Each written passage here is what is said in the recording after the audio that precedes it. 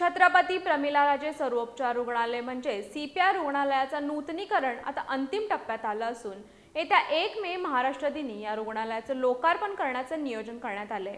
यासाठी राज्याचे मुख्यमंत्री आणि दोन्ही उपमुख्यमंत्र्यांना निमंत्रित करण्यात येणार असल्याची माहिती वैद्यकीय शिक्षण मंत्री हसन मुश्रीफ यांनी दिली आहे। शहरातील प्रमुख आरोग्य केंद्र असलेल्या छत्रपती प्रमिलाराजे सर्वोपचार रुग्णालयाच्या नूतनीकरणाचं काम अंतिम टप्प्यात आलंय। एप्रिल अखेर सर्व कामं पूर्ण करून 1 मे रोजी महाराष्ट्र दिनाच्या पार्श्वभूमीवर लोकार्पण करण्याचे निर्देश वैद्यकीय शिक्षण मंत्री हसन मुश्रीफ यांनी प्रशासनाला दिले आहेत। शेंडा पार्क इथं आयोजित आढावा बैठकीत त्यांनी विविध शासकीय वैद्यकीय संस्थांच्या कामाचा सविस्तर आढावा घेतला।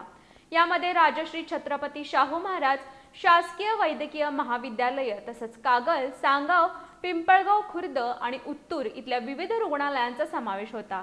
सीपीआर रुग्णालयाच्या नूतनीकरणासाठी 200 कोटींहून अधिक निधी खर्च करण्यात आला असून अत्याधुनिक सुविधा, मॉड्युलर ऑपरेशन थिएटर्स, कॉन्क्रीट रस्ते आणि रुग्णांच्या नातेवाईकांसाठी निवारा शेड्स तयार करण्यात आले आहेत।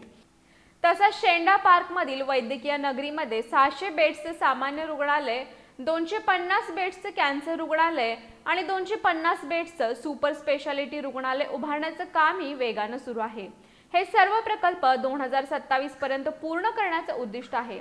दरम्यान सीपीआरच्या ऐतिहासिक हेरिटेज इमारतीचं मूळ सौंदर्य अबाधित ठेवत नूतनीकरण करण्यात आलं असून याबद्दल मंत्री मुश्रीफ यांनी कंत्राटदारांचं विशेष कौतुक केलं।